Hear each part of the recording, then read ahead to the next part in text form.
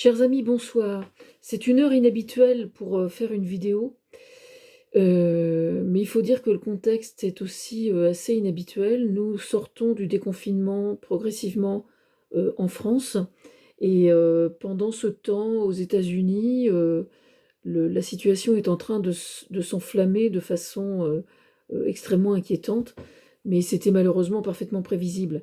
Je vais vous lire un article que j'ai rédigé il y a quelques jours et que je viens de compléter.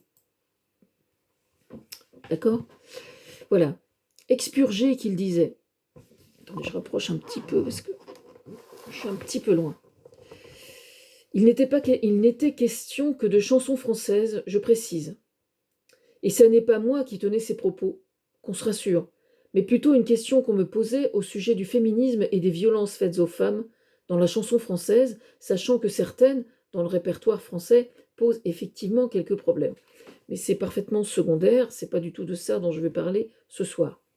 Mais qu'on ne se méprenne pas, si j'ai des airs de lavandière, il n'est pas inutile de préciser que je déteste l'eau de Javel, qui est on ne peut plus toxique pour l'environnement que pour sa symbolique, et que d'autre part, usant souvent de l'expression selon laquelle il ne faut jamais jeter le bébé avec l'eau du bain, je préciserai pour amener la notion de nuance qu'en matière de lessive, j'ai surtout appris à ne pas mélanger le blanc immaculé des consciences, surtout quand elles sont politiques, avec les nuances on ne peut plus subtiles des diverses créations artistiques, où malgré ma relative inculture,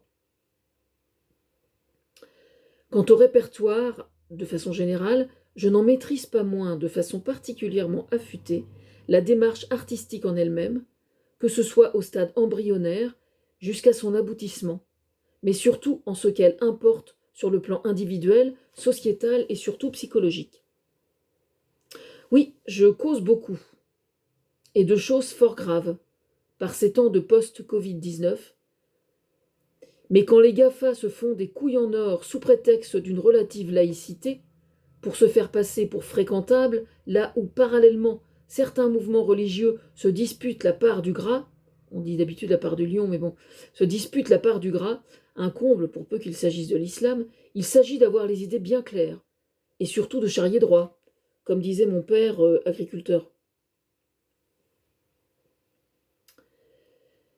Aussi ces diverses explications sur la situation que nous vivons ne me semblent-elles pas superflues, vu la gravité des propos que je vais tenir à l'instant. Désolé pour l'islam, que je viens d'évoquer. Je n'ai pas résisté au sujet de la part du gras. Ne vous inquiétez pas, je rétablis la balance et croyez-moi, vous ne serez pas déçus. Merci à Christophe Alévêque, qui porte bien son nom, pour avoir ouvert le bal il y a quelques jours au sujet du spectacle vivant. Seul sur scène, fallait oser, hein. Émotion et véritable souffrance de sa part. Seul sur scène. Pensez donc. J'étais fort pensive devant son spectacle. À peu près aussi drôle, mais ô combien efficace, quand il s'agissait de traduire le sentiment d'être passés, tous, autant que nous sommes, par ces temps qui courent, par une sorte d'essoreuse, qui nous contraint, nous les artistes, à devoir admettre que notre nez de clown, décidément, quelquefois si malmené, qu'il réside dans le fond de nos poches. Parce que le rire n'a pour seul et unique objectif, dans un acte de réflexe, que d'ôter la soupape de la cocotte minute pour lui éviter d'exploser. Pendant que sous la cocotte minute, justement, certains s'évertuent, avec le port d'armes, notamment aux USA, outre-Atlantique, à veiller à maintenir le feu le plus puissant possible. J'ai déjà utilisé au sujet de Marine Le Pen la métaphore du lance-flamme, c'est exactement la même chose. Il n'y a pas plus triste pour un clown que de devoir admettre que son nez de clown en soit contraint à fermer sa gueule. Mais qu'on se rassure, cette forme de sagesse n'est toujours que provisoire. Et une fois accepté que le temps, si court soit-il, ait fait son œuvre, c'est bien avec lui qu'on repart en guerre, non pas celle évoquée par Macron, mais plutôt par la parole qu'elle induit, puisque la parole est une arme de guerre, selon la formule. Je vais en faire un calligramme d'ailleurs. Merci Christophe. Quand on sait que Saint Christophe, sauf erreur de ma part, est le saint patron des voyageurs, et qu'on a conscience, d'autre part, que le Covid-19 est précisément lié au déplacement induit par l'homme, décidément, on se dit que tu portes bien ton nom. Quoi qu'il en soit, Christophe, ne t'inquiète pas, j'ai ri quand même, hein, un peu. J'ai ri, quoi. Pardon. Ce qui importe quelquefois n'est pas de rire d'un spectacle d'humour, mais plutôt de se demander ce qu'il nous apporte et en quoi il nous interpelle.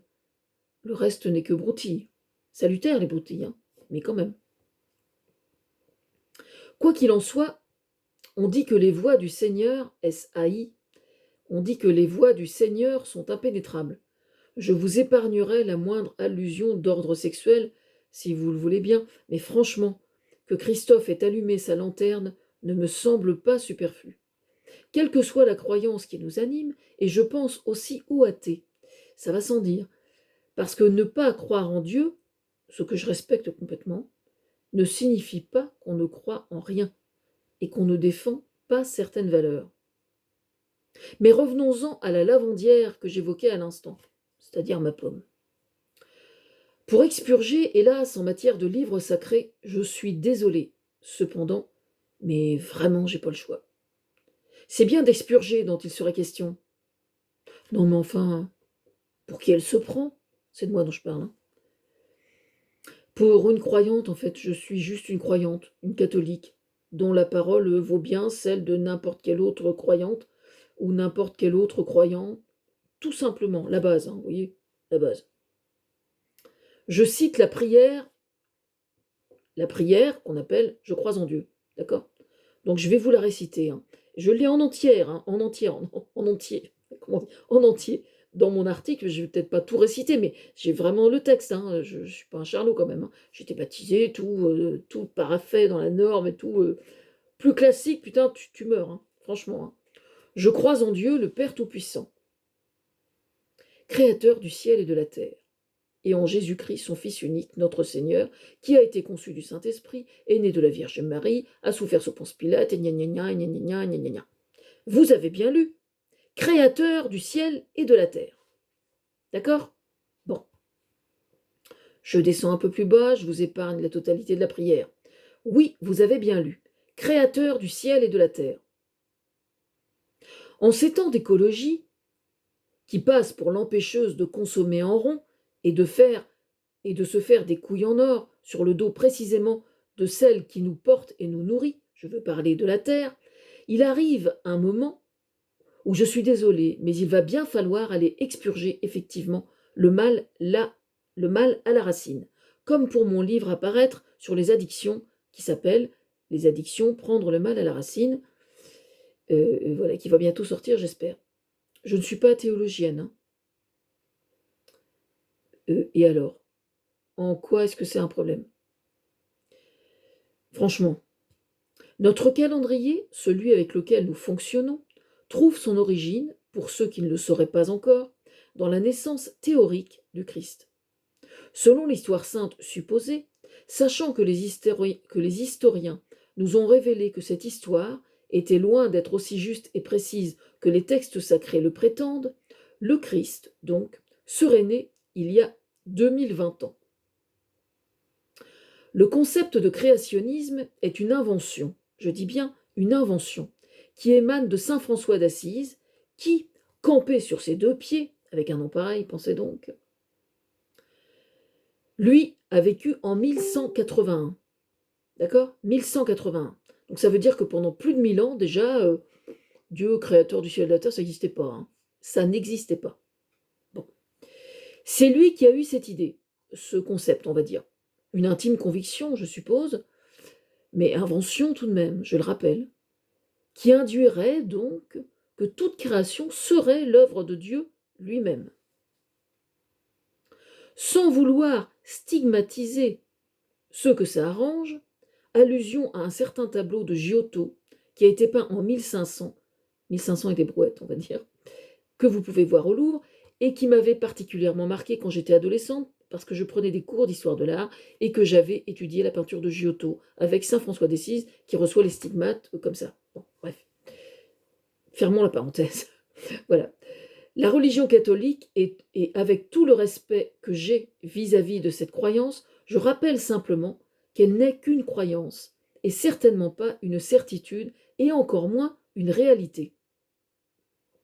Je rappelle d'autre part que cette légende n'a été répandue au travers de la chrétienté que par l'intermédiaire de saint Thomas d'Aquin, qui aurait mieux fait, lui, de se casser une jambe, et qui n'est apparu qu'en l'an 1200. Alors ma question ce soir est la suivante. Considérant qu'aux USA, notamment, là où sévissent les plus rétrogrades et manipulateurs des évangélistes, soutiennent les politiques nationalistes, fascisants, comme Trump, Bolsonaro et leurs cliques, soutenant d'autre part tous les intérêts financiers qui promeuvent les énergies fossiles et sont dans le déni le plus complet de la science, de la recherche et de toute vérité scientifique, le moment ne serait-il pas venu de préciser à quel point cette histoire de créationnisme met à mal l'écologie, justement, parce qu'elle déresponsabilise entièrement l'être humain et sert les responsables politiques qui trouvent là une occasion sans pareille de nier philosophiquement l'absolue nécessité, précisément, de s'appuyer sur la science pour sauver celle qui nous porte et nous nourrit. Alors oui, moi, ça me dérange. Et quand je vais à la messe, alors que je crois en Dieu, pour cette raison, je ne dis jamais le je crois en Dieu, même si je crois en Dieu. Je ne dis pas cette prière à cause de cette phrase qui s'y trouve et que je ne cautionnerai jamais. Voilà. Tel qu'il est, donc, où je ne prononce pas donc cette phrase parce que, en tant que croyante, je me sens offensée par cette dernière. Non, Dieu n'est pas créateur du ciel et de la terre. Et quand je dis Dieu, je rappelle aux autres croyants que c'est juste le nom qu'on lui donne, sachant que dans les cultures non judéo-chrétiennes, je n'en pense pas moins, en fait. Bon. Alors merde, on fait quoi? On laisse les religieux partout dans le monde continuer à sortir leurs conneries, ou bien on dit au minimum quand ça nous défrise. Juste pour rappel, science sans conscience n'est que ruine de l'âme, c'est pas de moi. Ce qui est parfaitement exact. La bonne question à se poser alors serait celle-ci. Est-ce que d'avoir une conscience, donc une vision relativement juste de ce qui serait le bien et le mal, induit nécessairement qu'il faille trouver un bouc émissaire dès qu'un truc grave nous arrive sur le coin de la gueule? Voilà ce matin quelle est ma question. Parce qu'induire que Dieu serait le créateur de toutes choses induit donc, par voie de conséquence, qu'il serait responsable aussi des crimes, des viols, des pires choses que dont l'homme se rend coupable.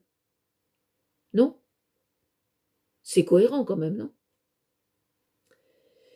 Et moi, là qui vous parle, je m'oppose fermement à cette idée.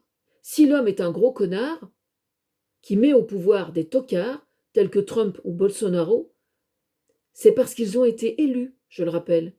Et je ne vois pas très bien en quoi Dieu, qui n'est qu'une hypothèse, je le rappelle, en serait responsable. Alors oui, je suis croyante, et j'emmerde ceux que ça dérange, soit dit en passant. Je veux parler des intégristes de la laïcité, éventuellement.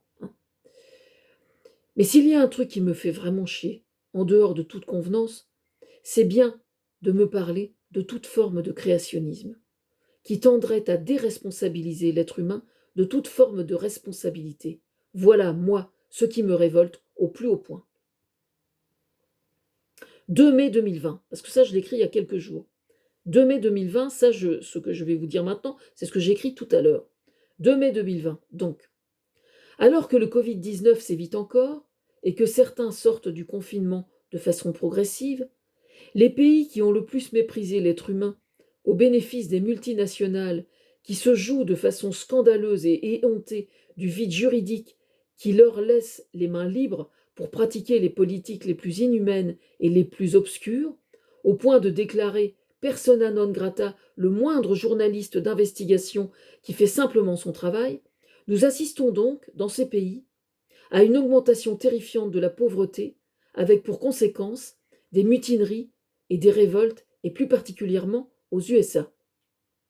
Je vous recommande d'aller réécouter le billet de Sophia Aram sur France Inter hier matin. Donc, nous sommes le 2, c'était 1er Le 1er juin, je dis mai, nous sommes le 2 juin et pas le 2 mai.